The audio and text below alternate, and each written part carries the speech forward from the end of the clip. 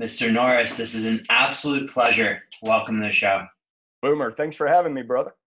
Well, I have to thank Dasha Maximoff for connecting us, among other people, because I know we have some mutual connections in Austin with Dr. Dan Stickler and Micro Hamilton as well. Right, all great people. Love Dasha, love Dan, and love Micro. They're all fantastic people. I'm lucky enough that I get to run in these circles of fantastic people. Sometimes I wake up and pinch myself. I'm like, damn, what did I do to deserve this? You know? We're gonna try and figure that out today, Right actually. on. So Keith, look, you've got a long history in business and so many other things, but when I see you in person, I'm like, well, holy shit, he works out. And I have to go back to the early days of what got you into exercise.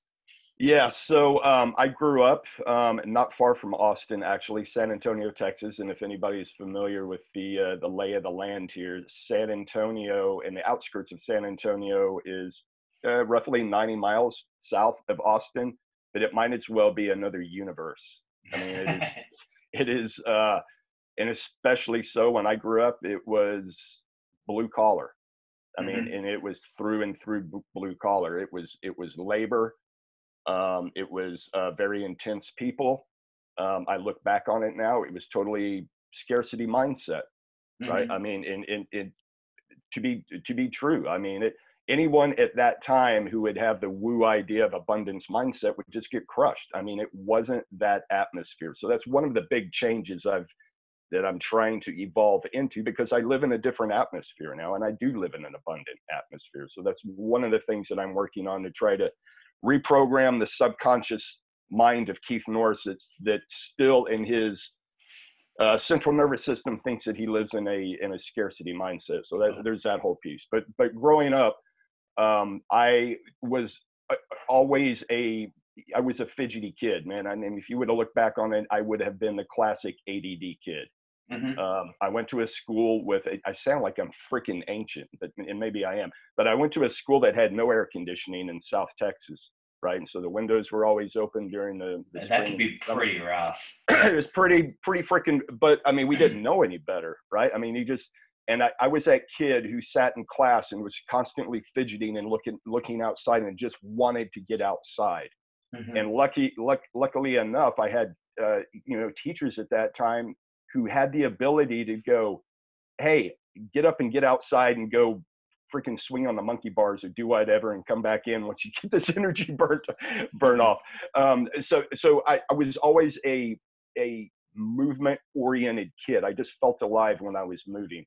Um, a very very long convoluted story cut relatively short. I followed an older friend of mine who was a pretty good track and field athlete. And this guy was about 5 years older than I was, but he was kind of my mentor at the time. And lucky enough, he kind of took me under his wing and let me follow him around. Anyway, I ended up at an AAU track and field practice. He was an AAU athlete. And Okay. AAU at that time was the feeder pipeline for the Junior Olympics, and then Yep. from the Junior Olympics to the Olympic Training Center. So they had this kind of like basketball is now in the U.S. Hmm. So anyway, I was out at this practice, and I'm just kind of like running, outside, but along with the older kids, and the coach out there was like, "Who is this kid?" And he came up to me and he said, "Whose track club are you with?" And I was like, "I'm not anybody's track club. I'm just out here running." And he said, "Well, you are in a track club now, so come here." And anyway, so that started me off. I was a natural sprinter, Hmm. and I did very, very well in sprint events up until the time I got to be about 13, 14 years old. I started to mature, testosterone started to kick in, and I became more of a thicker kid, Hmm. and I began to get run down in the sprints in the fight. I always had a great start, but I began to getting run down at the later stages of the sprint. I ran 100 and 200 meters for my best, Hmm. and the track coach at that time, much to his, it hurt me at the time, but this guy had a vision. He said, "Look, you are not going to be a natural sprinter." He said, "You're maturing into this bigger kid, He said, you need to concentrate on football. He said, you're football fast, and I would like you to put all of your efforts into football from here on out. And sprint in the off season, yes, because you're fast, but transition into football. So I did.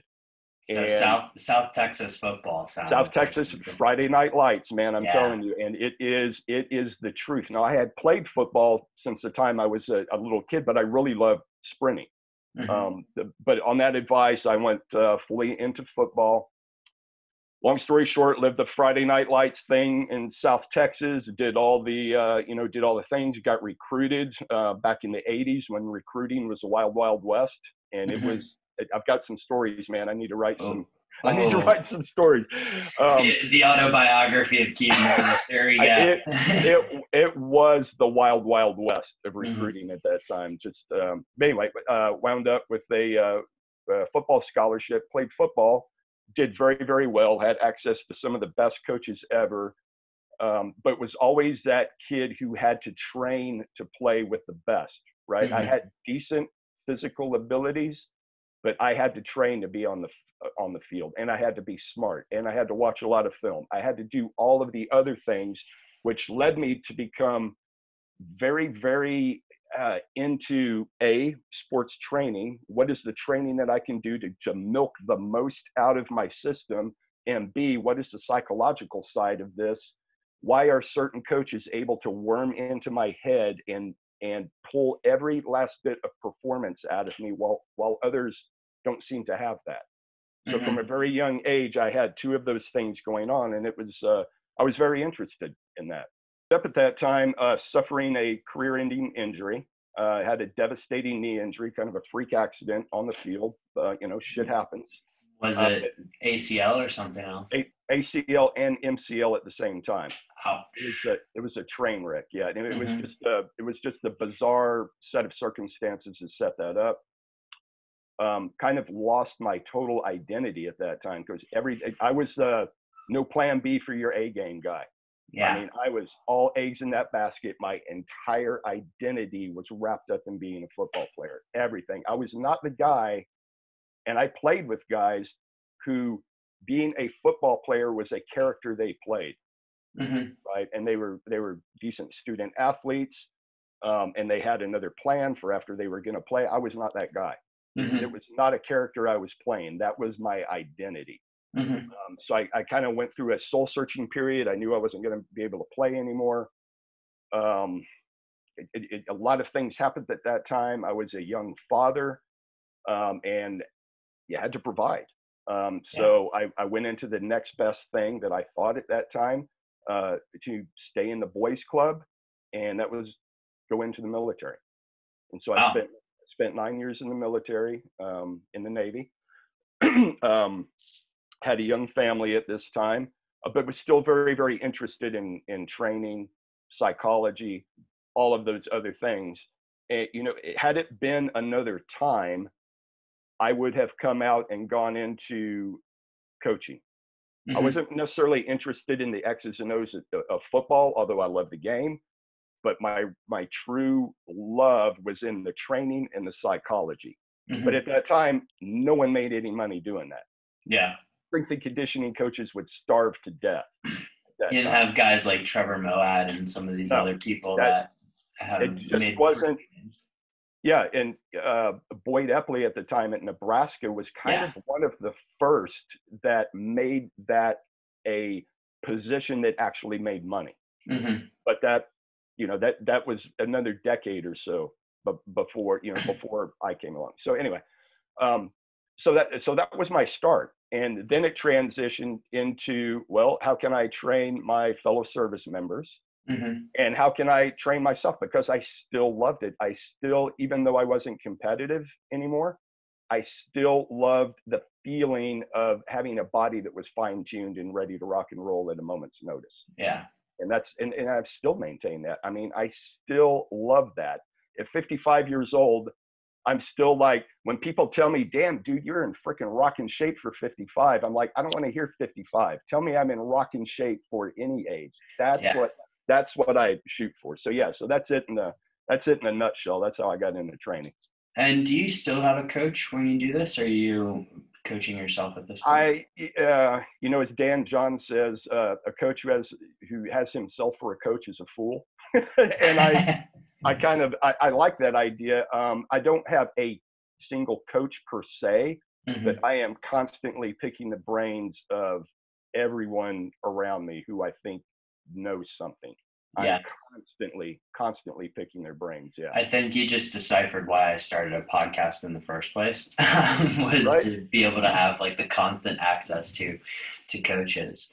Yeah. Now, Like, Andy Galpin, Mike T. Nelson, that group. And I'm lucky enough that I can text them, right? mhm, And get answers, and we can have a discussion. And so yeah, not one single coach who I'm with, but coaches, mentors who I can ask. And mhm. really, I mean, that's the Paleo FX story. You spread that umbrella out, you know, just all aspects of health and wellness. I can call Rob Wolf and say, hey man, what do you think about this? I can call Sean Wells, hey, what do you think about this? And Mhm. that was really the impetus for Paleo FX. I just knew people, and I am not a rocket scientist. Again, I'm a blue collar kid from South Texas, man. I just know people, and I'm not afraid to ask. Before we go into the Paleo FX story, I think there's a bridge missing here, which Sure. is the point where I believe you own some gyms. Is that right? Right. So this is how that came about. So I came out of the Navy after 9 years in the Navy. Again, young family, had to provide for a young family. Um, had a contact who was in the human resources department of a farm at that time a massive pharmaceutical company. Hmm. And she was insistent that I come in and interview. She said, your job skills, what you've acquired in the Navy, would fit perfect for this position in the pharmaceutical industry. At that time, this is around 1993-ish, 92. I didn't know any better. I mean, I thought the pharmaceutical industry existed to help humanity. I didn't know what I didn't know. Hmm. And I thought, this is freaking fantastic. I can be in a business, one, where I can continue my education. Number two, I can actually help humanity. And number three, let's face it, I can make freaking bank. Yeah. So I went down and interviewed. I was all in. I eventually rose up through the ranks to a position where I was essentially a liaison between the FDA in the U.S. and the pharmaceutical manufacturer. Hmm. So my degree is in political science. A I little bit of helped. a lobbyist, it sounds like. Well, yeah, and I had the opportunity to go to JAG school, to law school, while I was in the military. And friends who I had gone to college with, who had since gone to law school and were now practicing, were like, dude, you need to think twice about that freaking move. Hmm. They were like, it's not what you think it is, man. It is not. It's not. And Hmm. they laid out to me what it was, and they're like, cool if you want to do it, but here's the reality of working in law. This is the reality of it. And it So I would love to talk a little bit about the reality of working in law, but right, also there's a jump here that you made, and I want to know. right, I'm assuming there's a cathartic moment. What was yes, that moment where you said, very right, "Time to very go"? right, very cathartic moment. So as I rose through the ranks of the pharmaceutical industry, I got to peek behind the screen of how R&D money is being partitioned. I got to see the inner workings of the pharmaceutical industry itself, and it was very disheartening. And Hmm. look, let's face it, I am not I am a realist. Businesses exist to make profit. That's what they exist for. That is their livelihood, is to make profit. Hmm. So I'm a realist in that sense. But the way I saw profit being made, the types of drugs that the R&D money was being funneled into, it was very, very disheartening, right? And I knew that a lot of these diseases, and then towards the end of my pharmaceutical career, I worked for a pharmaceutical company whose mainstay was all things diabetes. Hmm. Everything that all the insulin, the injectables, the delivery systems, everything that had to do with diabetes. I happened to be in a meeting with executives. This was 2005, 6, somewhere in that neighborhood. and they were discussing the hockey stick rise of diabetes in the US and worldwide. Mm-hmm. And there was a feeling of giddiness in that meeting. That's a little upsetting. And I think that was and I was already teetering on, there was a lot of things going through my mind, and my wife, Michelle, who was not in the pharmaceutical industry, but she was, essentially she worked with the Starbucks Corporation, building new Starbucks. And we were both at that point where we were like, all right, but and Michelle comes from the same part of Texas that I do, and again, blue collar background, all of this, and in the eyes of where we came from, and in our own minds, we had made it. I mean, we were living the American dream: big cars, massive house, kids in the best schools you could imagine. We were financially set, and we were empty inside. Mm-hmm. And so at this time, we're trying to figure out, okay, what's the next step? What are we going to do? This obviously is not it. We have made it, and yet we're unhappy. So what's missing here? Go to that meeting, listen to that, and I'm like, this is just not it, man. This disease that we're talking about is manageable with a person's lifestyle, with what they eat, with how they exercise, what they expose themselves to, all the epigenetic factors. It doesn't have to be a pharmaceutically moderated condition. It doesn't have to be this way. Yet the pharmaceutical industry, obviously, that's the last thing they want to put out. Of course. So that was it was a soul search moment. So we decided to get out. We were at that time heavily invested in real estate. Mm-hmm. That was our bank. That's where all of our investments went. And 2008 hit. So we're making our plans to exit out. We look at our real estate portfolio, and we start making a plan to get out. So all of our fuck you money, as Nassim Taleb says, was tied up in real estate, which was booming at that time. Mm-hmm. It was taking off.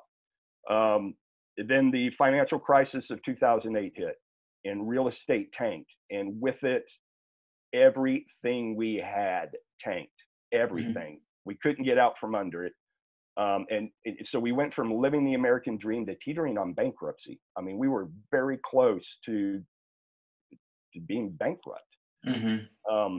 Can I ask, just some of these properties, yeah. I'm assuming there's a bit of leverage here. So for people following along, I'm imagining there's some leverage, and that's why everything kind of, when the music stopped, it kind of came crashing a little bit faster. Yeah, for your listeners, just I won't go into what all went into the 2008 financial crisis. Oh, we don't have to. There's a lot of finance people. Okay, but yeah, that was everything we had. Everything we had, realistic. All of our fuck you money was tied up in real estate because that was a safe bet at the time.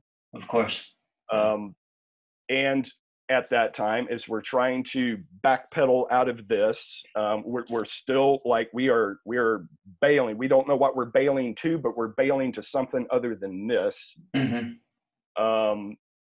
Our daughter, who was away at college at the time, she was 22. It was a week before her college graduation. We lived in North Carolina at the time. She was going to school in Georgia.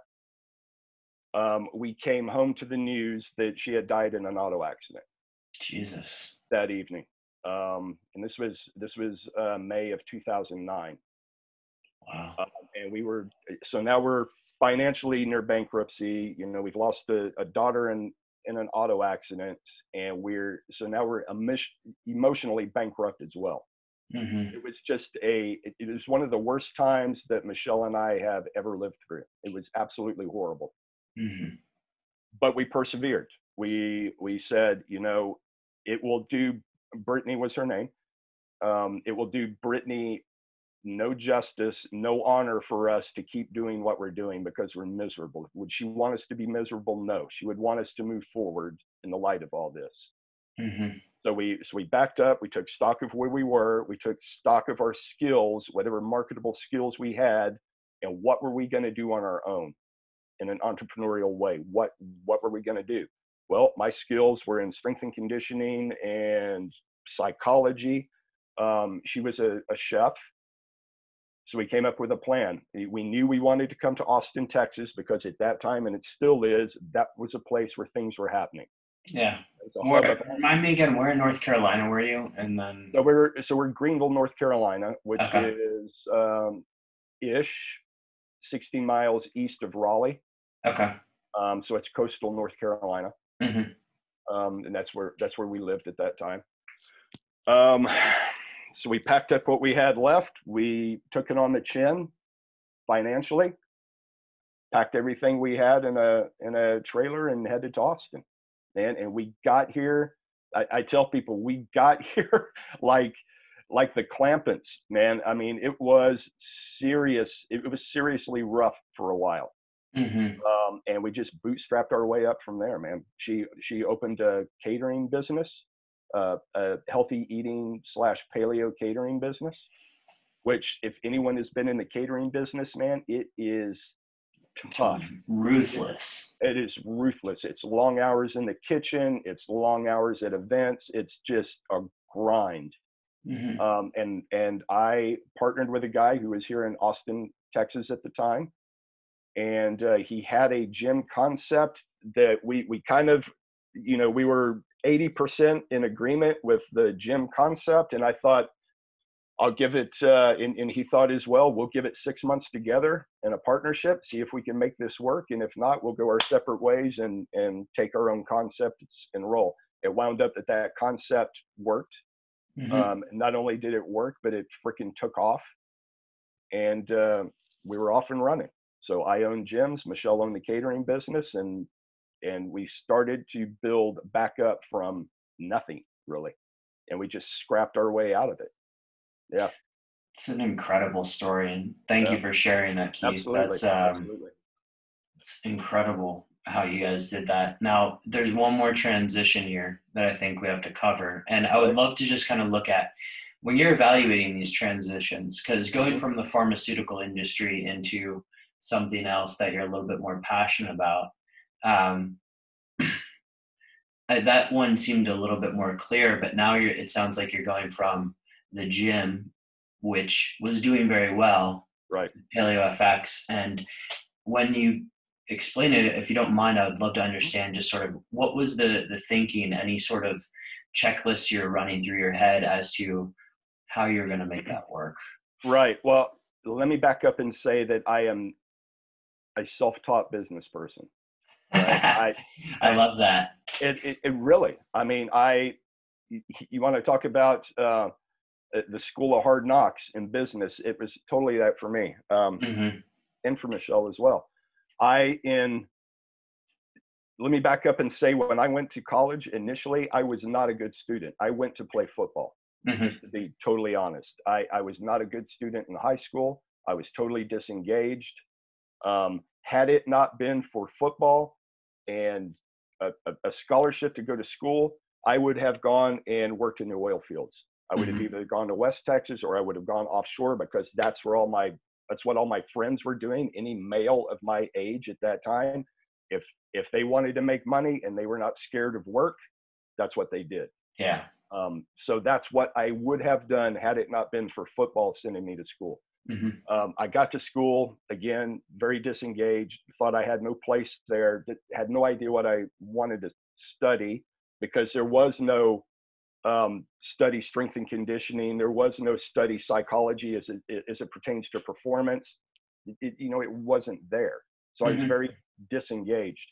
I happened to run into a couple of professors that really brought it out of me and really taught me what education is.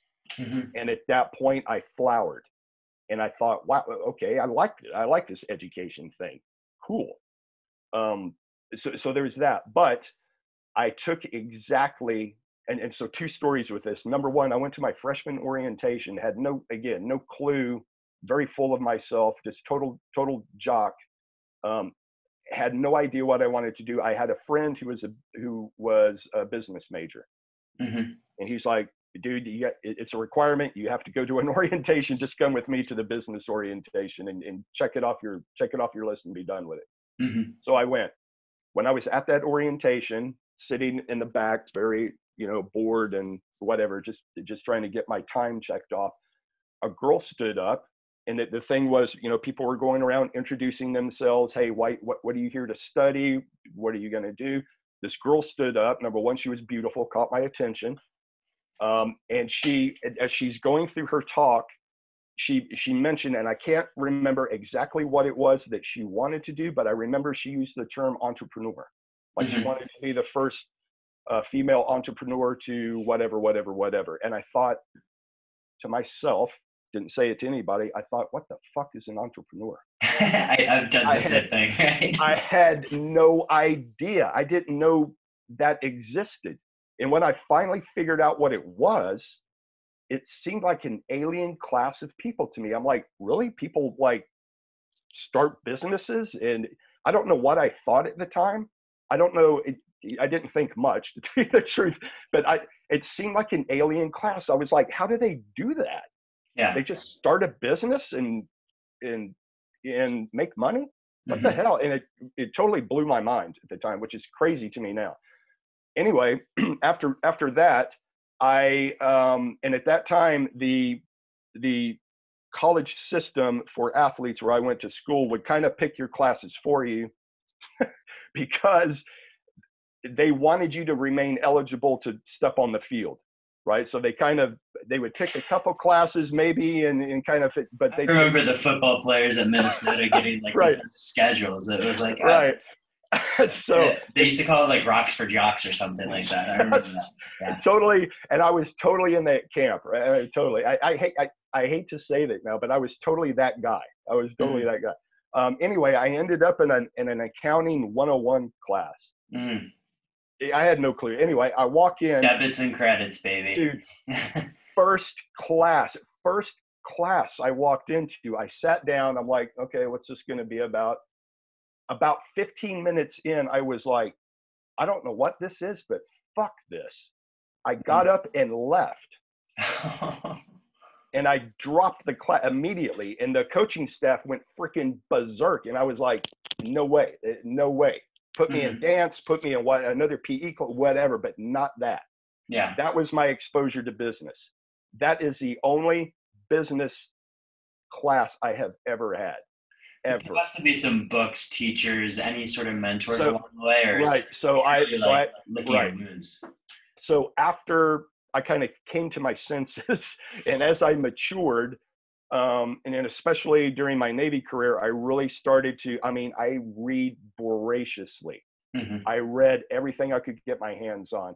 Any opportunity, is since masterminds have come into vogue in the last 15 years or so, I have been to numerous masterminds. So it has been a self-education going forward, but my natural instincts are still not in business, which is why being partnered with my significant other, Michelle, has been great because she has great business acumen. She gets it. If I have any superpower whatsoever, if I have any, it is that I am a great networker. I know people. I connect dots of people who can do business together. Not that I could in any way, shape, or form run that business, but I'm an ideas person. Yeah. Right. I'm like, that idea would fit great with that idea. You people need to meet each other and see what comes of it. I'm a great matchmaker in that sense. And I love people. I love people. I love their stories. And so that's really the only superpower I have in that way. And so between me and Michelle, who does have some really, really good business chops and business sense, we make a formidable team. I want to go into that team in a second, but on the switch over to Paleo FX, how did that come about? Because another mutual friend, Holly, L'Italian, I believe is her surname. Oh yeah, I love Holly. Yeah. Yeah. So she was telling me about a dinner that she had with you right before you guys announced the first conference, and you guys were like, yeah, we're going to bring in some people. Take us through that, because it sounded like an interesting idea. And I imagine, like, being there at the time, if I was sitting in Holly's seat, I'd be like, okay, you guys are either a little crazy or brilliant. Yeah. How did that go? I would opt for more on the crazy side than brilliant. Sometimes it's better to be crazy. Right. And lucky. Which is what we also were. The idea for Paleo FX just hit at the right time. And, people ask, people ask us many, many times, how did you know that that was the right time? How did you know that this mix would work? And the truthful answer is we didn't, man. We Mhm. had no idea. It was luck. It was, you know, we had the right idea at the right time. And if there was anything that I would accredit to us, it's that we actually put it into action. We didn't just Mhm. think about it. We actually rolled the dice and see where it went. So in saying that, right before PaleoFX started and that proposition was kind of dicey, we had zero idea if this thing was going to make any money, if it was going to be a money hole. We had no idea, none whatsoever. But we were pretty much inoculated against fears of bankruptcy by this time. I Yeah. mean, really, we were just like, yeah, whatever. We have been through the ringer. Whatever, bankruptcy, it doesn't even, whatever. Mhm. Um, so there's that. So we had that resilience that we had built in that capacity. Michelle and I were going to masterminds. We were going to different conferences just because that's what we like to do. I mean, we like to be around like-minded people Yep. and entrepreneurial type people, and we are voracious readers, voracious learners. Anyway, we were at a conference, the ancestral health conference. I don't know if you're Yeah. familiar. The symposium, right? Or Symposium. yeah. Yep. Yep. Yeah. So they had their inaugural event in 2011 at in Los Angeles at UCLA. We went to that conference. I spoke at that conference, and after it was all done, and that conference was very unique because it was the first time that many people in this paleo sphere had come together to meet each other. It was the first time Yeah. I met Rob Wolf in person. It was the first time I met Chris Kresser in person. All of these people had online um, relationships with them, but hadn't met them in person until then. Anyway, went to that conference. Great conference. Very academic. Yeah. Very, very, which is what they do. That's their Mhm. thing. But being entrepreneurs, Michelle and I were sitting on the runway on the tarmac at LAX, getting ready to fly back to Austin, and we're kind of debriefing from the event. And we thought that was an awesome event, and we were thinking of ideas to give Brett and his team, or our ideas for improvement. Yeah. This is what we think you ought to do to improve the event because they asked for it. They asked us to do that. So we're sitting there and we're discussing that we would like to see more rubber meets the road type stuff. Okay, you have all this theory, academic theory, but how is this going to trickle down to the even the educated layperson? What are Mhm. they going to do with this? Having gyms, Michelle having your catering business, the people that we interacted with on the daily wanted to know that what they were doing was backed by legitimate science, that it made sense, but they wanted to know exactly what to do. What do Yeah. I eat for breakfast? How do I exercise? You know, how to, all of those things. They wanted the practical side of it, not the elevate. They didn't have time to filter through all that stuff. Mhm. Our clients were doctors and lawyers and entrepreneurs and all these people who are, you know, working 70 hours a week. They don't have time to geek out. That's why they hired us. Mhm. And so we thought, well, what would a conference look like that was, you know, brought down a notch? If we Mhm. distill this, if we had the speakers and coach the speakers to distill the science down to actionable points that the educated layperson could get, that would be Yeah. kind of cool. And we had some other ideas. And so we were sitting there discussing this, and we thought, they're never going to do this. That's not their thing. You know, Mhm. their thing is to be academic Mhm. and good on them. We need that. And we thought, well, who else can do? Who else is doing this that we can give this idea to? And we went through our Rolodex in our minds. We're like, nobody. And then we thought, well, who's going to do it other than us? And so by the time we got back to Austin, we had a quote unquote business plan on the back of a Southwest Airlines napkin. I wish I still had that napkin because it was just rough ideas and sketches. And by the time we got back to Austin, we had a quote unquote business plan. That's Keith Norris type of business plan, Yeah. not business major. And that was summer of 2011. And by spring 2012, we had the first event. It started off, the idea was to have a mastermind, Mhm. 150, 200 people at max. We were going to have it at one of our gyms here in Austin. We were going to have a handful of speakers come in, maybe 5, 6, and it was going to be more of a mastermind type idea. As soon as the word got out that we were doing this, we brought Rob Wolf in. First, you called Rob and said, "Hey, Rob, this idea we got. We have to have a mainliner on board to even, because we're going to have to bootstrap this up. We got to sell tickets forward to be able to pay for the event." Kind of told him roughly what we were looking at. And Rob was like, yeah, whatever. He's like, "I don't know what you guys are trying to cook up, but if I can hang out in Austin with you guys for a week, then whatever, sign me up." And Yeah, he's the perfect guy to distill right. that message into. I mean, Yes. Rob's how I originally got into paleo way Right. back in the day, right? So. And he was the, if we were looking at someone who could do it, Rob could do it. Yeah. Rob is, and many people who don't know Rob well don't know just how freaking smart that dude is. Yeah. Biochemist. I mean, he is wickedly smart, and he can talk science to anybody. Mm-hmm. But his main reason for being is to get the word out. So Yeah. he will adjust his conversation according to who needs it. Mm-hmm. If it's the very, very basics, he's right there. If it means let's talk science and biochemistry, he's right there. So he was kind of the North Star of the speaker we were looking for, mm-hmm. and how we wanted to present this information. And so Rob came in. We had Rob. We had a venue that we thought would work, but we quickly, and I mean very quickly, surpassed the 150 people we were able to hold. And we had to go looking for another venue. Thank goodness University of Texas had a venue for us that we could use. And we were off and running. 700 people the first event.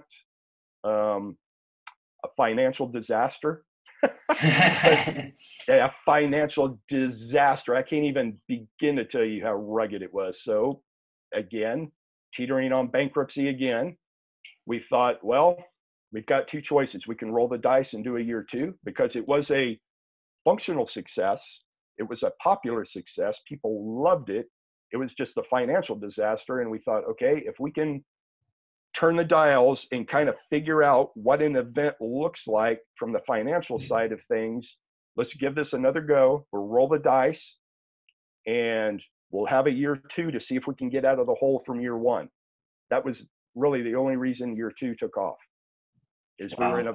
we were in a financial position, and we were crazy enough to roll the dice again. So that position, when people are faced with it, and I just want to dial in on that. When people are faced with it, statistics may be made up here. Most people would turn the other way and say like, "Hey, we're not going to roll the dice." Right. Is it just this unbridled confidence that you have in yourself, or is it what sort of factors went into the decision to take that step forward? And I can go way woo here. Please, woo. We are going to go as woo as you want to.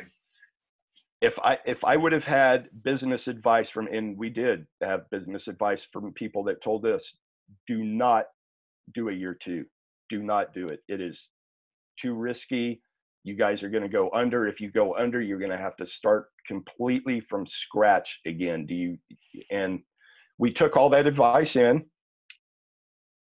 And, Boomer, I don't know. There was a vibe at that event that we felt that both of us, both Michelle and I, knew we were on to something. Mm-hmm. No matter what the financial side of it said, we knew that we were on to something. And we followed that gut instinct, even though logically it made 0 sense to do so. We could not cook numbers in any way to make logical sense to do a year 2. There was just no way. And I mean, I'm happy to go woo with you here, because sure, yeah, in that feeling of Paleo FX, right? And I'm going again this year. There's that element of community. And right. Whenever you get that community together, it was like when you and I met up in January. It's like just so nice to be around the crowd. And you're like, holy shit, I wish this was my life all the time, right? And that is kind of the feeling that I get at Paleo FX. Right. And it was a gut instinct in both of us that this will work. Mm-hmm. People want this. It's going to be on us to figure it out financially and make smart financial decisions to, you know, to keep it rolling. But people want this. It was the ultimate A/B test, I guess. But there was no real B, right? There was no, well, B would be for bankruptcy, I guess. I don't, but we knew we had something, and I can't define how we knew it. We had no metric by which to know that other than our internal gut feeling that we have something. Mm-hmm. And we went with it. And again, luck was on our side, right idea, right time. We surrounded ourselves with the best people possible, both from the tribe, the attendee side, both with the speaker side. I think of all of the variables that were involved in that first event. The AV director who we brought in on a recommendation, who we worked to death, and so underpaid this guy. I mean, and he was willing to work with us because he believed in the idea. He felt the vibe on the floor, and he's like, I'm willing to work with you, man. If you want to do this again, let's freaking do this. Mm-hmm. And he's been our AV director since day one. Mm-hmm. And truthfully, we still have not paid him what he's worth on the open market. Still. If he's listening right now, he can quote you. Right. I'm telling you, Michael Gattino out of Colorado, if anybody wants to work with him, I'm telling you, we could not afford his base rate, but he believes in the movement. He believes in us. He believes in the passion and the message and all of that. And to a person, we still have not paid a speaker to come in and speak. That's amazing. They come because they believe in the movement, mm-hmm. and they want to be in that atmosphere and that vibe. Yeah. And I mean, Rob, if you're listening, has still never sent in a travel voucher. We're like, Rob, we will pay for your hotel. We'll pay for your airfare. Just send us something to pay you by. And he's like, forget it. He doesn't want you to know that he's sleeping on like the couch next door. Right. Right. But that is the type of person that comes to Paleo FX. I mean, they're there for the tribe. And so that was what we knew in our gut. We're like, it's going to be on us to make this thing work in a financial sense. We've got to figure this out so it can continue to roll. And we've done very well at doing that. And, I don't want to go into the business of events, but they are producing any kind of event is a crapshoot, man. It is tough. It is risky. It is angst promoting. It is all of those things. And there's really no model to model. I mean, you can't, and most events like ours are lost leads for another product they have on the back end. Mm-hmm. And up until 2 years ago, we didn't have a product on the back end. We had to make the event profitable. Mm-hmm. And in fact, people who know events who would ask us in the early days, wow, this is a great event. What's this? It's essentially for most companies a marketing expense. Yeah. What is this marketing expense funding on the back end? And we're like, nothing. We don't have anything. And they would be like, what? How are you doing? How are you pulling this off? Yeah. I don't know. And I think, Boomer, the big thing is that both of us went into this not classically educated in business, because if we had been, we would have never done it. I'm convinced of that now. We would have never done it because it does not make business sense at all. Zero. But it makes gut sense. Great. And so that's why it flowered. And just by way of comparison, so 700 people at the first event in 2012. Last year we had a little over 8,000. You read my mind, because that was going to be my next. So that's the growth trajectory. The first year we had 12 vendors on the floor, 2 of which actually paid us anything. The other 10 were just come set up a booth so it doesn't look empty in this place. 240 last year. Wow. I love the vendor village. Right.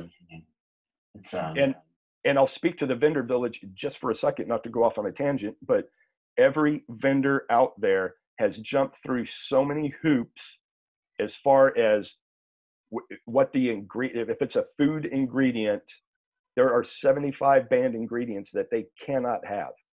I don't care how big your check is, how much you want to write. You're not coming on the floor. And I'm that was guessing one of them is gluten. yes, one of them is gluten, absolutely. But that hurt us financially, and business-minded people who were in good faith trying to give us advice were going, "You are freaking crazy! You are turning away checks. These people want to write you a check." And we're like, if this thing's going to take off, we can't have that on our floor. We have to be a representative. We have to be the flagship representative of this movement and of this tribe, or we are nothing. So if we flounder financially early, so be it. But we can't sell out in that way. We have to be the flagship of this movement. So it's worked out in the long run, but it in the short term, man, it hurt. There's a Harvard professor who wrote a paper on the value of integrity, and he actually put a calculation to it. And I think this is a good demonstration of that. He called it the return on integrity, so ROI in a different sense. Right. And it seems like PaleoFX is very much demonstratable or an example of that ROI concept. Right, and I will tell you it. So in the first 3 years, man, we were robbing from the gyms. We were robbing. It was Peter pay Paul. That's how we kept it rolling. And there were times we were within 2 weeks of going, we cannot do. We can't forfeit our other businesses to keep this afloat. Mm-hmm. But I mean, it was touch and go. It was touch and go for 4 years until we finally turned a corner to where PaleoFX was starting to hold its own and put on its big boy pants and kind of be its own entity. But we're still trying to unravel from that. I mean, we still have, and our accountant is just like so crazy with us. He's like, you've got to completely untangle the Norris entity out of PaleoFX. You've got to, and we get it, but it's a slow go. It's, when you look at how much PaleoFX owes Bank of Norris, it's like, we can't stroke that check just right now. This is going to have to be a payback period. But we put everything into that event, everything, heart, soul, money, sleepless nights, stress on our relationship. Like, you cannot even believe the stress on our relationship that we went through during that time. But it's all worth it when you look back at it. When we step on that floor at PaleoFX, when it opens the doors, I can't tell you the sense of pride that we feel, and not slapping ourselves on the back, but the pride in this movement, the pride in the attendees, and the pride in feeling that vibe on the floor at PaleoFX. It makes it all worth it. Amazing. Yeah. Amazing. So the intercompany loan to Bank of Norris is aside. Right. What I want to talk about now is Michelle. And because what you two have is special in the sense that I've been looking at it from the outside, and I'm like, how did they make that work? I would love to hear just more like how you guys met before we go into the business side of things. Yeah, it's funny how we met. We actually met in high school. Wow. We did not date in high school. In fact, Michelle set me up with some of the best girlfriends I ever had. She was an excellent wingman. But we always had this attraction, but we never dated, right? And we kind of ran in the same circles and cliques in high school, and we were just really, really good friends. And looking back on it now, we didn't date because we were such good friends. Yeah. Right. And that mindset back then was, if you want to ruin a friendship, the first way to do that is to date. So, of course. So there was that. And to be quite honest, again, she was a hell of a wingman, so I didn't want to ruin that. So we met in high school. I was a year older than Michelle. I went off to college, did my thing. Kind of, when I left town, I left town. I mean, I was that kid that anywhere but here, that whole growing up mindset. You just want to get out. That was me too. Right. So when I cut ties, and bam, I went off to school, and then from school to the military. And I would keep up with Michelle every now and again. And this is the old days where it was like handwritten letters and shit. I would Oh, just, that could be really romantic. yeah. But it was always very topical. It was always, just friends. Hey, what's up? You know, hey, I'm in freaking Italy right now. I'm in the military. What's up with you? And we kept up. Both of us, married other people, went off, had kids elsewhere with other people. And as the universes want to do, both of us were going through divorces. Um, Hmm. and we had she was, because this is what she does. Was heading up the class reunion thing at our high school, and this was early days of the internet, and so she's using this classmates.com thing to try to reach out to everybody who's scattered far and wide. And she reached out to me. We finally got in contact, and and we just started talking. Of course, hey, how's it going? Oh, everything's beautiful, it's lovely, and yada yada yada. And then talk. You finally get down to the, oh, actually Below everything. surface level. Right. Actually, everything's not beautiful. Actually, I'm going through this shit. Actually, I'm, in severe turmoil because of it. And she's got her stuff going on. I've got my stuff going on. And we kept in contact through that. And then she was living in San Antonio at the time. I was in North Carolina. And we just thought, would this work? So, we're both separated and doing our own things. And we're like, will this work? She had the opportunity to travel at that time. The company she worked with, she could pretty much live anywhere and do her gig from wherever. Hmm. So she did that. And that's, that was, I don't know, it was 98, 99 ish, somewhere around in there. And yeah. And then we dated for a while and got married and been running strong ever since. I will not say it's been an easy ride. Both of Yeah. us, man.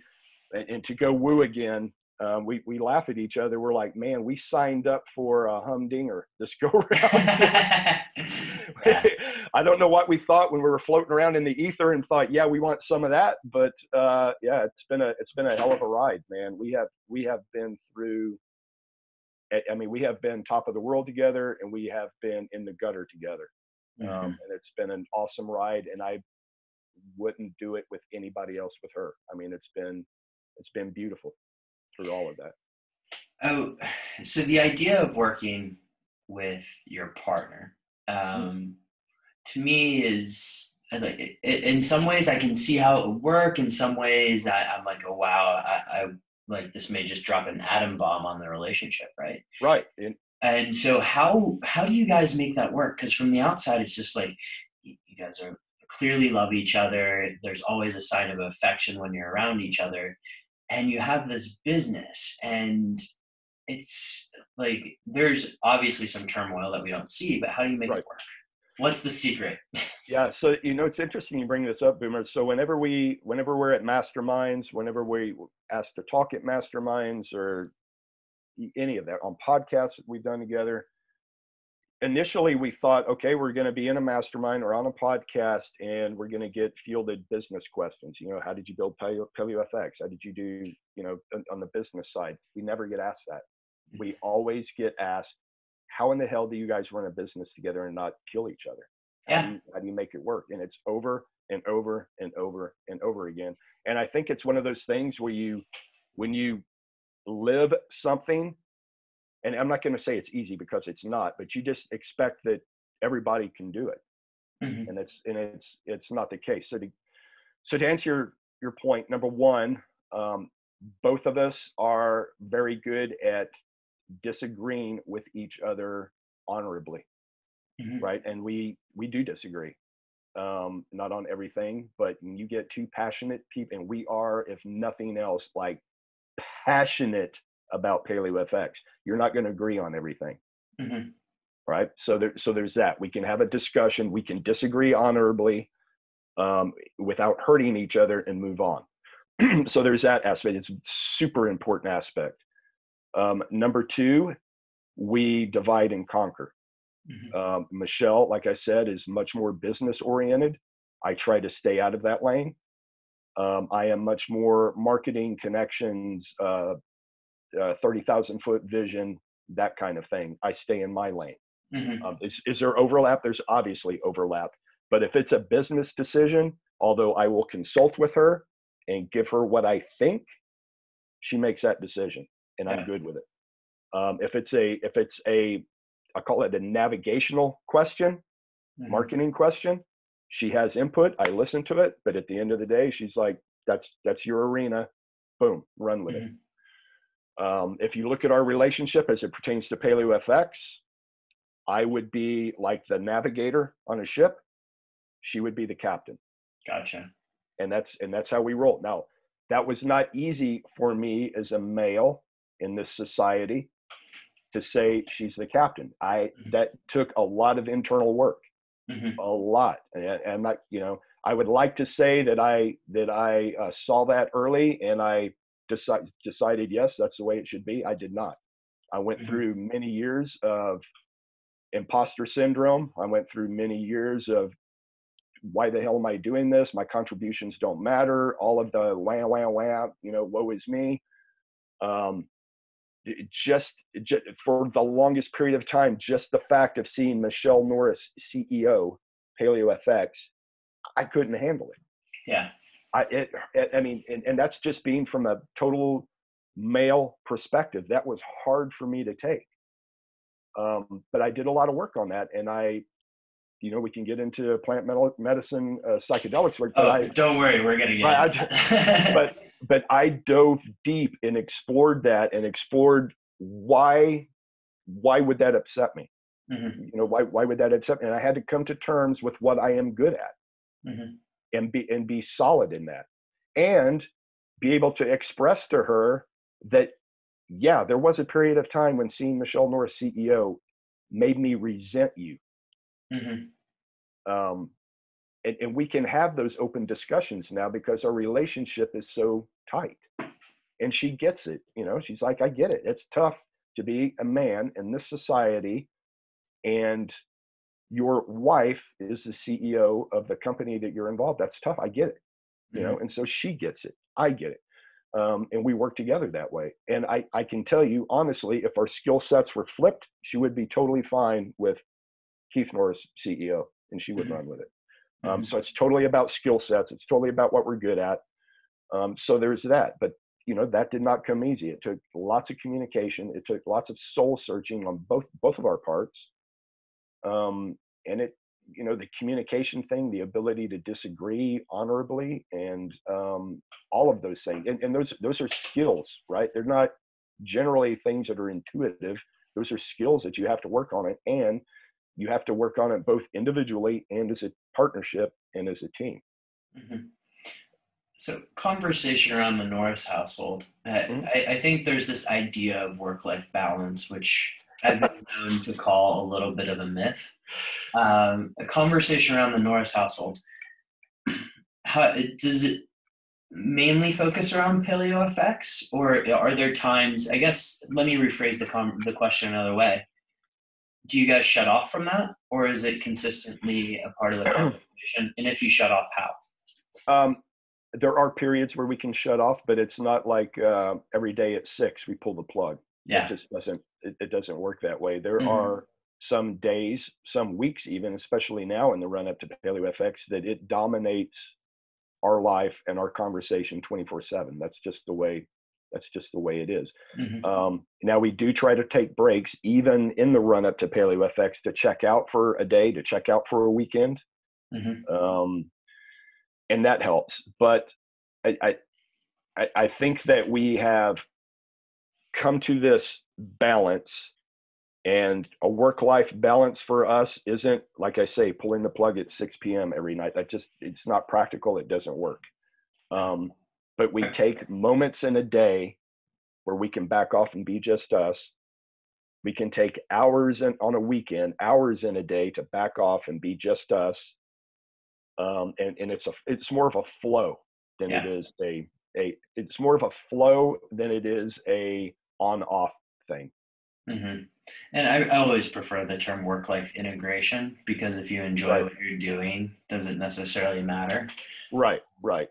And we both have side projects that we do, Mm-hmm. That are completely alone, Mm-hmm. right? For one thing, I take like 2 hours a day and I work out some Mm-hmm. form or fashion. Mm-hmm. Today it's going to be bike riding and sprints. Mm-hmm. Tomorrow it'll be in the gym. It's just the mix. Michelle could take her leave working out. Mm-hmm. Sometimes she does, sometimes she doesn't. Um, but she has other things. She likes massage. She likes to go out with the ladies and have coffee. She does other things totally on her own. So I think that's very important too, that you have hobbies or things that you do that are totally on your own. Yes, but also hobbies and things that you do together outside of work. Mm-hmm. Um, for one of our hobbies outside of work is consciousness exploration. Let's, And do you mind if we go into that one? absolutely. So the term plant medicine has been floated. You've said, early on, you said something about seeing a scarcity mindset. Hmm. And I want to bring that back to the forefront because plant medicine is something that I've only started recently exploring. Sure. And we're talking past 8 months ish. And I would love to hear just kind of how you initially got into it and what methodologies have you used to explore. Maybe we'll start there and then I'll continue to pepper you with questions. Right. Well, what methodologies have we explored? I'll jump on that one first. Mm-hmm. So, ayahuasca, wachuma, high dose psilocybin, Mm-hmm. um, mixtures of those medicines, MDMA. I'm pretty sure ketamine will be on the mix here pretty soon because we're lucky enough to live in Austin, have access to Ali Waddell and her partner Ken's Illumina Mm-hmm. ketamine clinic. Um, Roughly, those are the big players. Roughly, Mm-hmm. how did we get involved in it? I When guess, I yeah, what Right. point? Because this is, for me, it was through a mentor who suggested, like, hey, you may want to try this.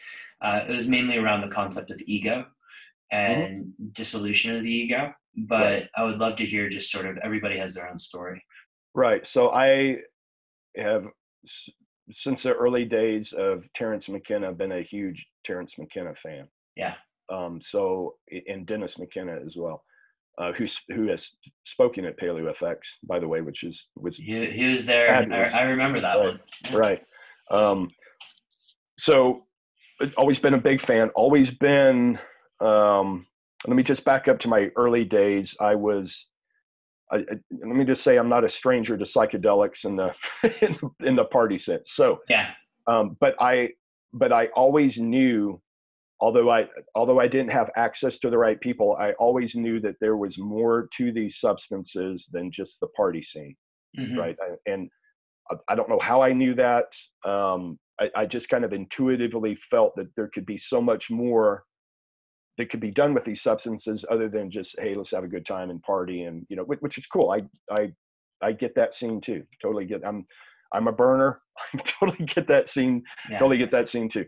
But um, big fan of Terrence McKenna, and like really, especially his book Food of the Gods. I think I was like just totally, number one, turned on by the prospect of and the theory of the stoned ape theory, right? Mm-hmm. That this hockey stick rise in intelligence and creativity maybe came about by the ingestion of mushrooms, right? And that sparked that creativity in the human mind. Of course, it's just it's a theory, but it seems to make a lot of sense. If you've been in those states, you can go, oh yeah, I I can see that. Yeah, that might have been a catalyst Mm-hmm. for human consciousness explosion of that and creativity.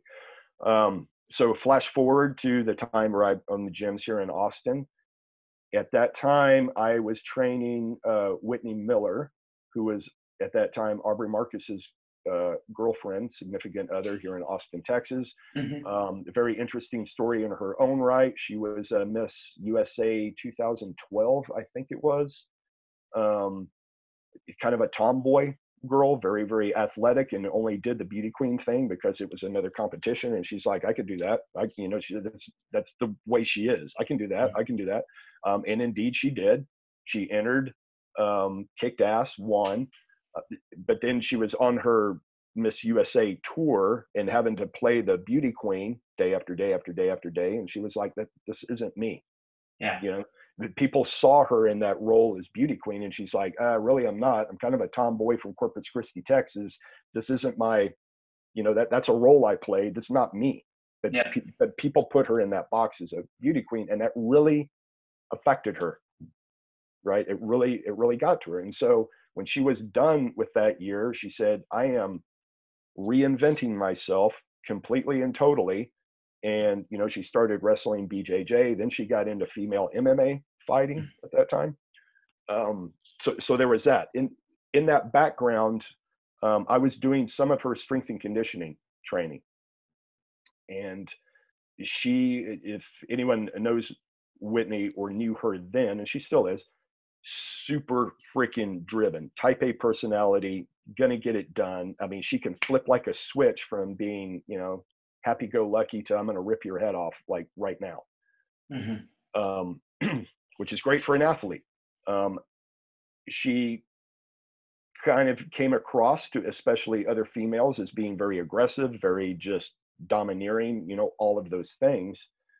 And so anyway, there's that. There's the background of that. She came to me one day, and ayahuasca had started to come on my radar, and I was starting to do heavy reading, everything I could get my hands on. It was a super interesting substance. I wanted to know everything I could about it.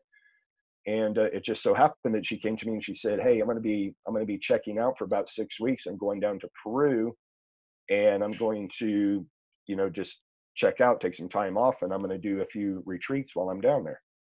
And I was like, oh, freaking awesome. Cool. All right. See you when you get back. So she leaves, goes to Peru for 6 weeks, comes back, and the person who appeared before me when she came back was totally and utterly changed. I mean, just her whole vibe, her whole presence, everything about her was different. She just kind of glowed in a different way, but still had that competitive edge. It just came from a different place. Yeah. Right. So she wasn't just all kumbaya and, I mean, she could still turn it on. She still did what she had to do. She was still an excellent fighter. She still worked out like a fiend. It just came from a different place. And I thought, wow, I could read 10,000 books on ayahuasca and its effects, but I see it. I mean, I see, and we had some discussions about it. Anyway, but I told her, I was like, Whitney, I've got a business run. I can't check out for 6 weeks. Like, kudos to you for being able to do that, but I can't do that. And she said, well, I know a guy, and he's an accomplished shaman, and I can put you in touch, and you guys can figure it out, but you won't have to go to Peru. I won't tell you where this took place because it's a little dicey. You can probably read between the lines. Yeah. But and I said, awesome. Yes, please put me in touch. So anyway, she put me in touch, and a couple months later, I was sitting in my first retreat, and it blew my freaking mind. It totally just, and let me say again that I am no stranger to high doses of substances, but this was on another level, complete other level. And I think that brings up a very good point, right? Because like you, when I was in my 20s when I was trying these substances and going out to like the nightclubs in various parts of Asia. Very different experience, but set and setting, and all of a sudden your intention's different for one. And then you have somebody guiding you along the way, and it's like that actually can be life-changing. Right. It's a totally different experience. It's not even the same experience. It's totally different. And like you say, having a guide is paramount. Being in the right atmosphere, paramount, because you just cannot go deep enough to do the work you need to do if you're in a setting where you feel uncomfortable or there's any kind of distrust involved. You just can't do it. You can't go deep enough to be able to let loose, to explore those corners of your consciousness that you will be shown. And some of it is beautiful and some of it is agonizing and horrible. But you just can't do the proper exploration unless you completely trust the group you're with and the guide you're with. And it's very important on the on the output side of that to do very, very deep and detailed integration following. Yeah. It's not like taking your car to get your brakes fixed and then pull out and everything's hunky-dory and you're ready to rock and roll. It just doesn't work that way. Lots of integration with people who both know integration and a guide is paramount. And this particular shaman had all of that, and she knew it, which is why she recommended that we go to him. So this is something that, suffice to say, both you and I probably have done this more than once, and myself, not ayahuasca, but other. Right. But it compounds, right? Like, it's not one of these things where you go in, like, for instance, you hear ibogaine and with heroin addicts and being very effective, right? Right. But it's not like ibogaine and heroin and people stop it like the next day. This actually compounds in terms of what you get out of it. Right. Mind just going down the wormhole a little bit about some of the things that you've got out of this, because I think that's very important for people to hear. Right. Although I have seen people stop addictions in one ceremony of ayahuasca. Yeah. Wow. So it does happen. It's not as prevalent as with ibogaine. You're right. But it does happen. And that's part of the integration part. Addictions do have a physical component, yes, but primarily they are psychological addictions.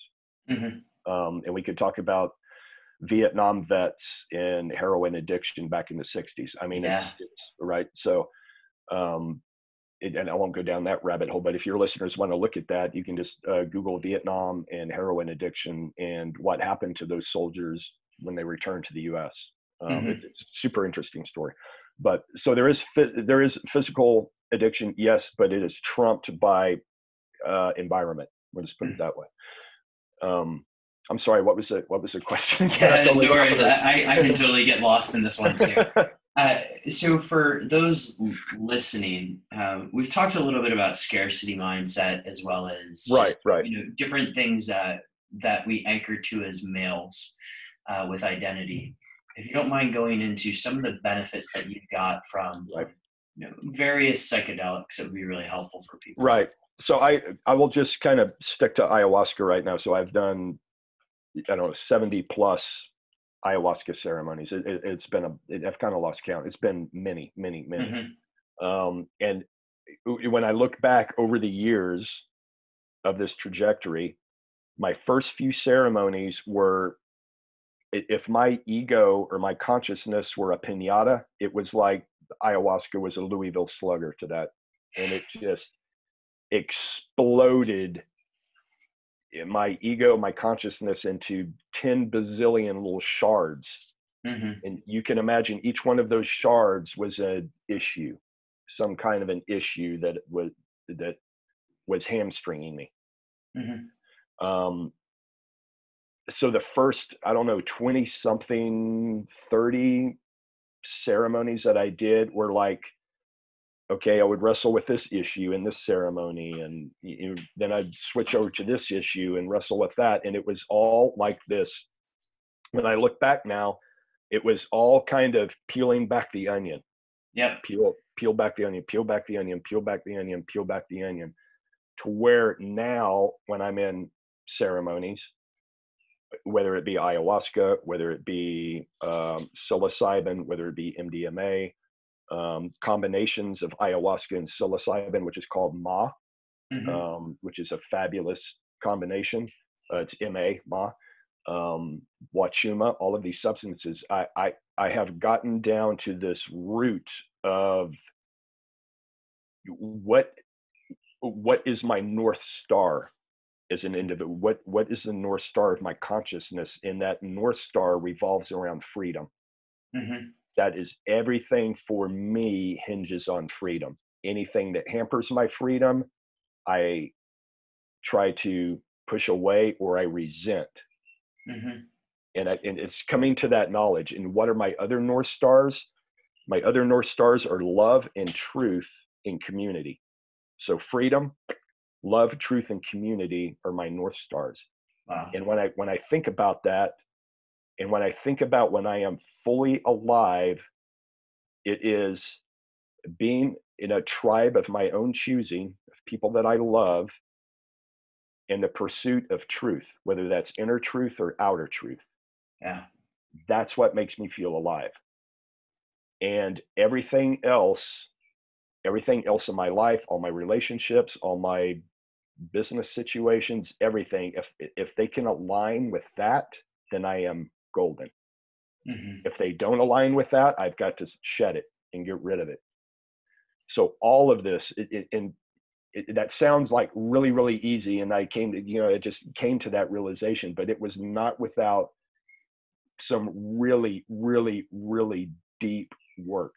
Mm-hmm. And I couldn't have just leapfrogged to that conclusion. I had to take care of all of those outer layers of the onion for that to even be able to appear to me. Yeah. I had to fix all those other, I'm like anybody else, man. I've got issues too. I've got mommy issues. I've got, programming issues from my youth. I've got issues, right? And I've dealt with all of those issues, and I've worked through them. I've forgiven people. I've asked for forgiveness for those who I have hurt. All of that stuff, all of that deep work.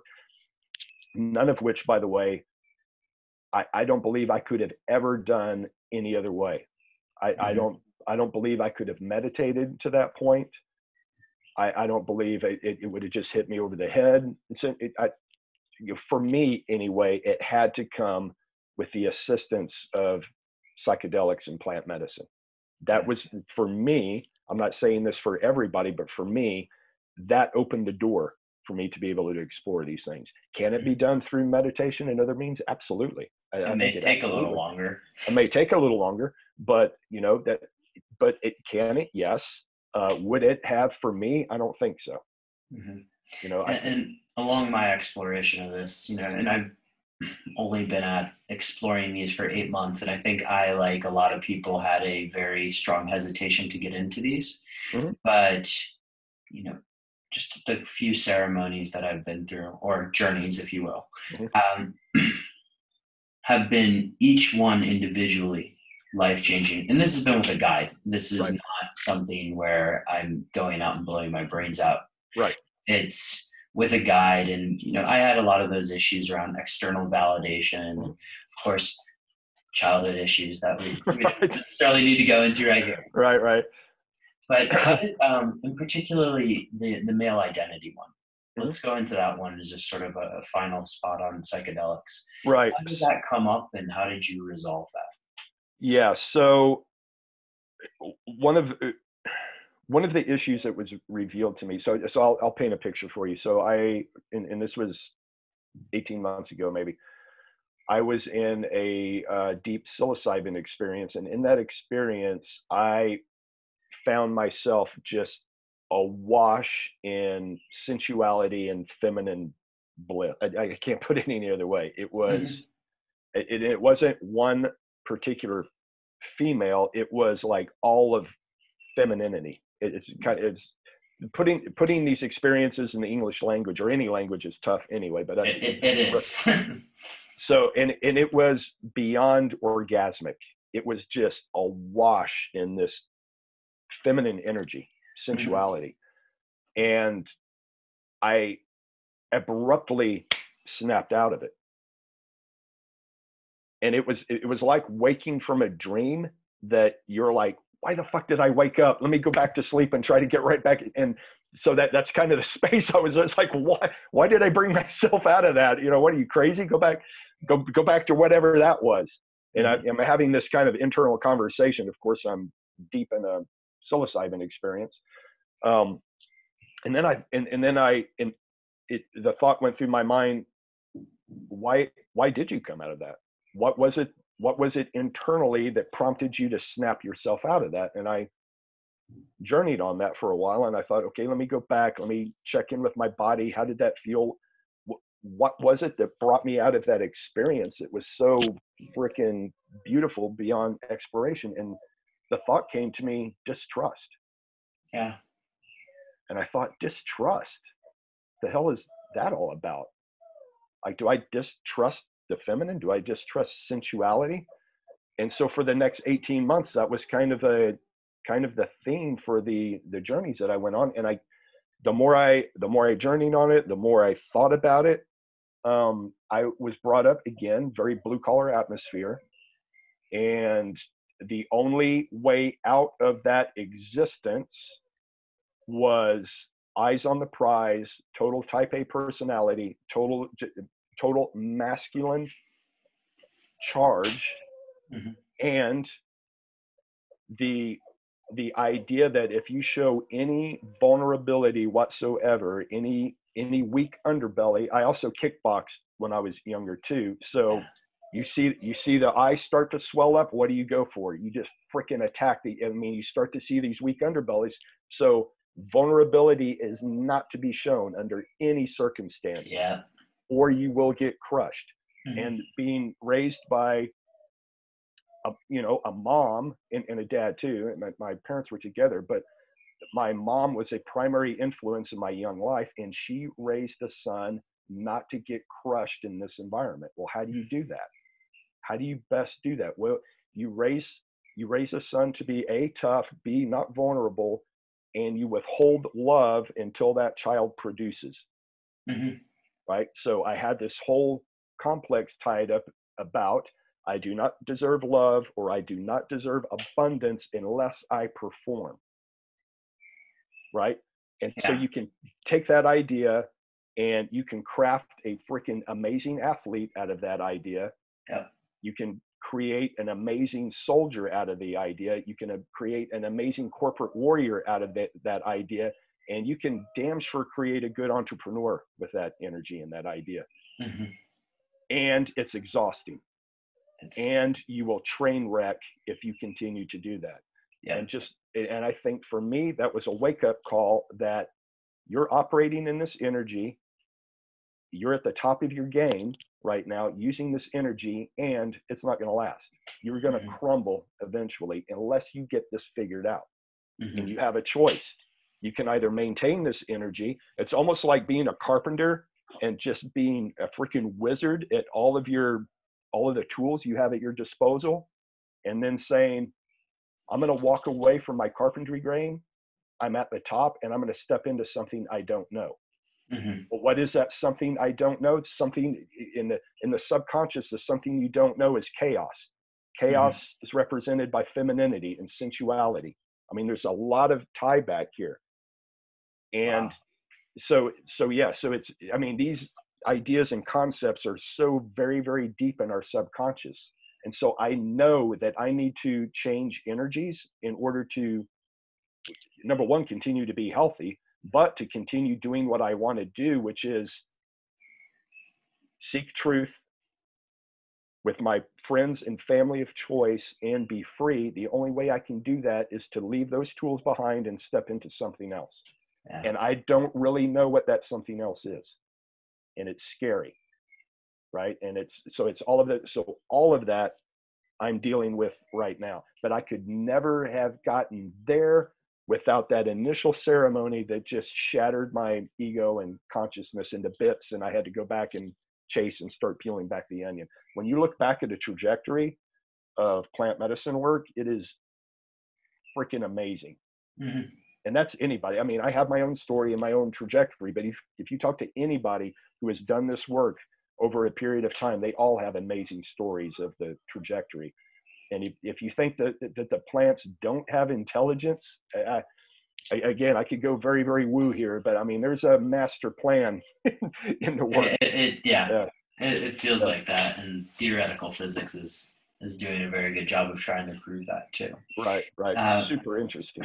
So Keith, I think that's a very beautiful place to leave off, and sure. Perhaps we're going to have another conversation here. Right. I want to transition into the final questions, if you will, just sort of rapid fire.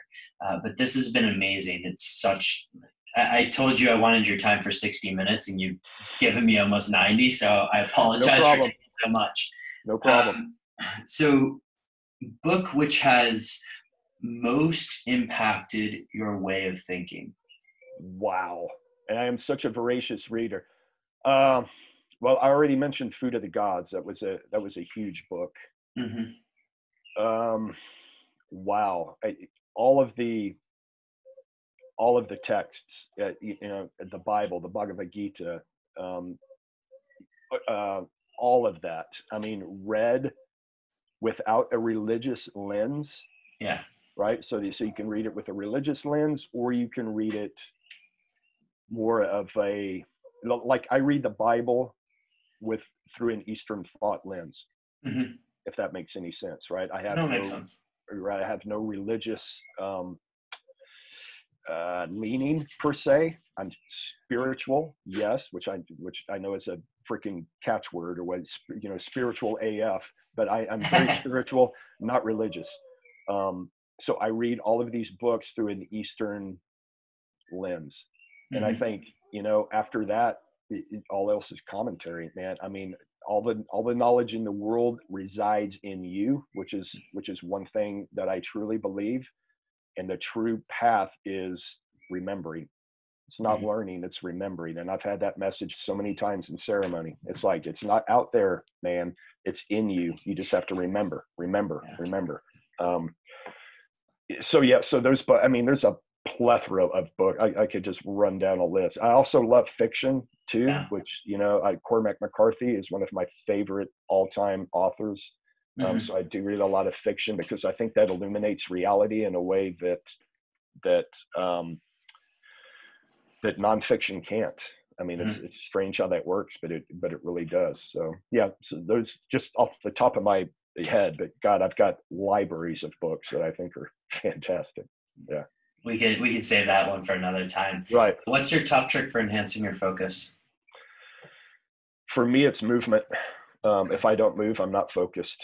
And that's really it. I mean, it sounds cliche and easy. Probably the second trick would be sleep. Mm-hmm. If I get adequate sleep, and if I move on the daily, I am laser focused. Beautiful. Yeah. And then what excites you about the health world at this moment? What excites me most is the fact that from all of the people we have speak at Paleo FX, all of those people have a leaning, but not a dogma. Yeah. Right. So if I look at Mark Hyman, or if I look at Rob Wolf, they have a leaning, and that leaning has changed over time. Yep. As they've grown, as they've learned more information, as it comes into them, as they assess that new information, they change course. And they Mm-hmm. are not at all bashful about saying, yesterday I believed this, but today I believe this. Mm-hmm.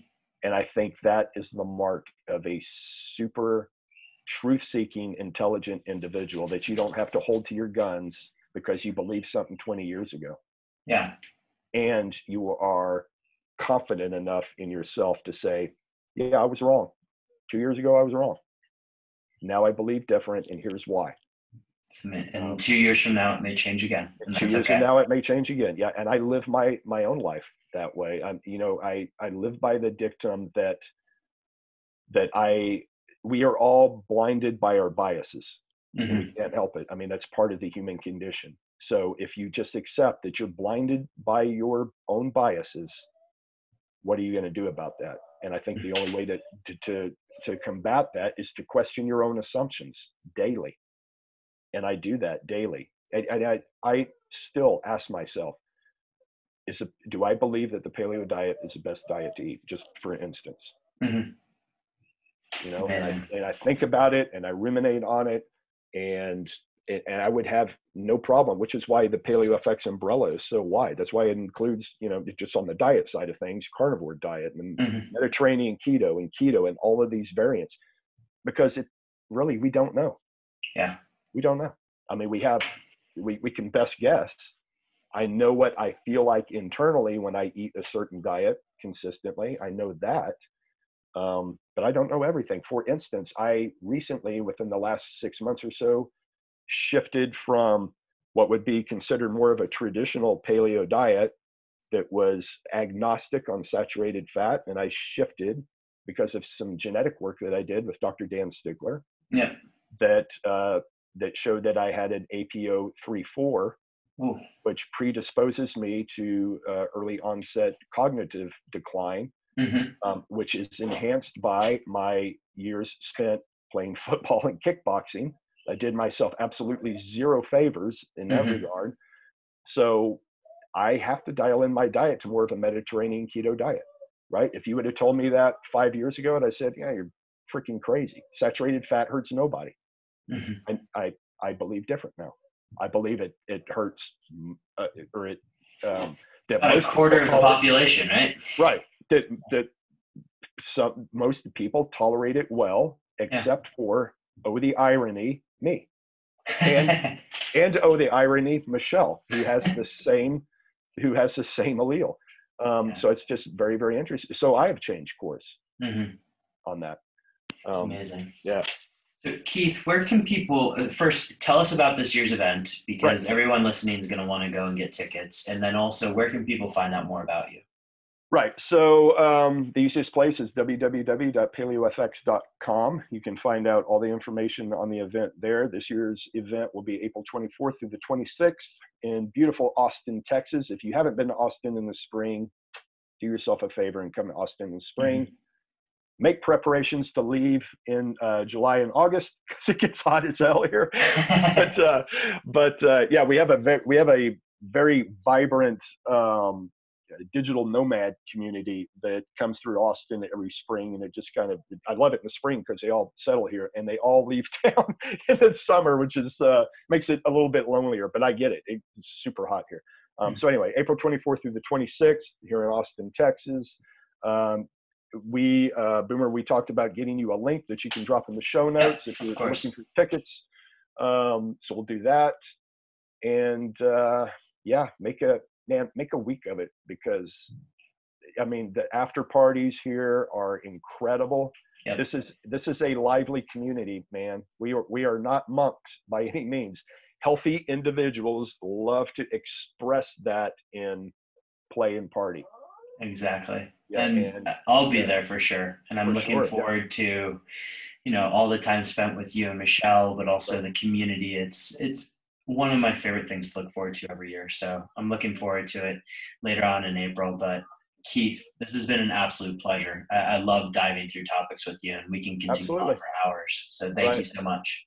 Absolutely. Yeah. And if you ever want to discuss again, we can deep focus on any one of those rabbit holes. And there's a few that I want to go down. Right on. All right. Right on. Thank you, Keith. I really appreciate it. Absolutely, Boomer. All right. To all the superhumans listening, have an epic day.